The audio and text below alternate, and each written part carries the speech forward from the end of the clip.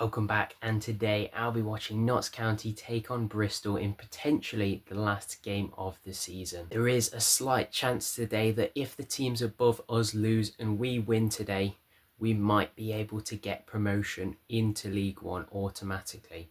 However, there is also a chance, I think, that we could drop out of the playoff positions. So it's absolutely vital that we get those 3 points today. I think we possibly have one of the best games today out of the ones that are trying to get into automatic promotion spots with Bristol, because of course Bristol aren't able to get into the playoffs and they're certainly nowhere near relegation either, so they don't really have too much to play for. Of course they will want to get the 3 points today, no doubt, but what I'm saying is that they won't be desperate for those 3 points because it isn't a make or break moment for them. So hopefully today is going to be an exciting game with Meadow Lane almost full, I think I heard. So let's get to the stadium. And so we got into Meadow Lane with around 16,000 fans. Before the game, Tom Iapenda was awarded Players Player of the Season, Fans Player of the Season and Goal of the Season. He definitely will be missed when he goes back to Huddersfield.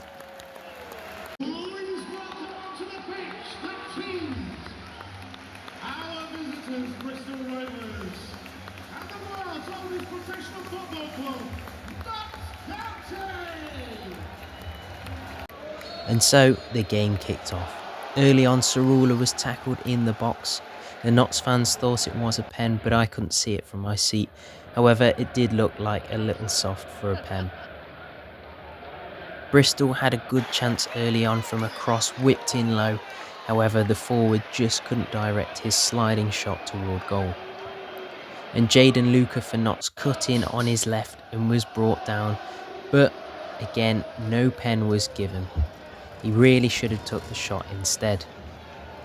And Luca again had a good chance, but it was straight at the keeper. However, about 30 minutes in, there was a scramble in the box and Cerula tapped in a loose ball to make it 1-0.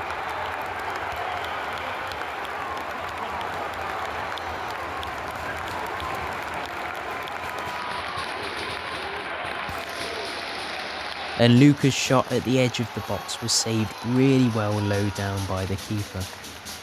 Later on, Belshaw made a great save when the Bristol Rovers striker was through to deny an equaliser.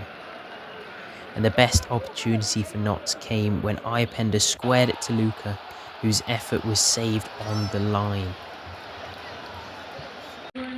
And so the half ended 1-0 to the Magpies.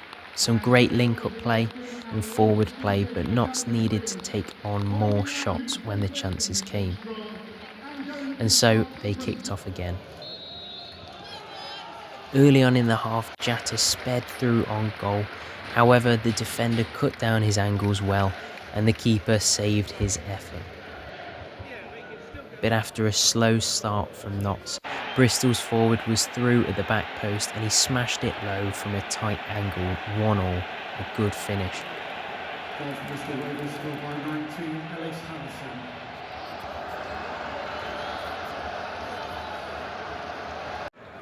The second half was quite slow in comparison to the first from Notts.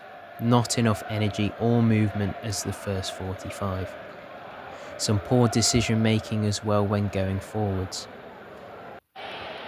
Bristol had a great effort midway through when their player had a free shot on goal, not far out, but his attempts narrowly missed the post. Patterson made the decision to take off Grant, Norburn and Luca, which I thought changed the game a bit. These three did well at pushing the team forward. And in the last 10 minutes, the ball was played back to Bedeau, who tapped the ball in after a scramble in the box. However, it was ruled offside. I'm fairly sure the ball was played back to Bedeau, meaning he can't be offside, and I don't think anyone in the build-up was offside either. Later on, a good run from Cerula gave him a shooting opportunity, but that was saved well by the Bristol Rovers keeper. And so the game ended 1-1. Notts end in 5th place and will play Chesterfield in the playoff semi-final. Thanks for watching, and I'll see you there. So remain in your seats so we can come out and say thank you to you for your support this season.